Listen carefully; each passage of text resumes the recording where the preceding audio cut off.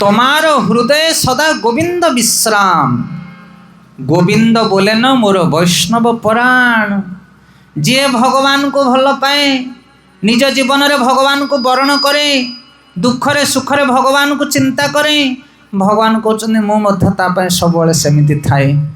যে যথা মা প্রপদ্যন্তে তথৈব ভজাম্যহম মম বর্তানুবর্তন্তে মনুষ্য পার্থ সর্বস্ব। হে পার্থ, এই জগতরে মতে যে যেভଳି ପୂଜା করে ଆରାଧନା করে ମାନେ ମୁଁ ତା ପାଇଁ ସେମିତି ଥାଏ। ଯିଏ କହେ ଇଏ କଳା ଠାକୁର କାଠ ପଥର, ମୁଁ ତା ପାଇଁ କାଠ ପଥର କାହିଁକି ଥାଏ। ଆଉ ଯିଏ ଭାବେ ଜଗନ୍ନାଥ ହେଉଛନ୍ତି ଚଳନ୍ତି ପ୍ରତିମା, ସେ ଜଗବନ୍ଧୁ, ସେ ମୋର ପ୍ରାଣ, ସେ ମୋର ବନ୍ଧୁ, ମୁଁ ତା ପାଇଁ ସବୁବେଳେ ବନ୍ଧୁ ହେଇକି ଥାଏ। ସେଥିପାଇଁ ତୁମେ କିଭଳି ଭାବରେ ତାଙ୍କୁ ବରଣ କରୁଛ। ଆମର ବାହାଘର, ଆମର ବ୍ରତଘର, ଆମର ଜନ୍ମଦିନ, ଆମର ଘର ପ୍ରତିଷ୍ଠା, ଆମେ କ'ଣ ଜଗନ୍ନାଥଙ୍କୁ ଡାକିଛେ?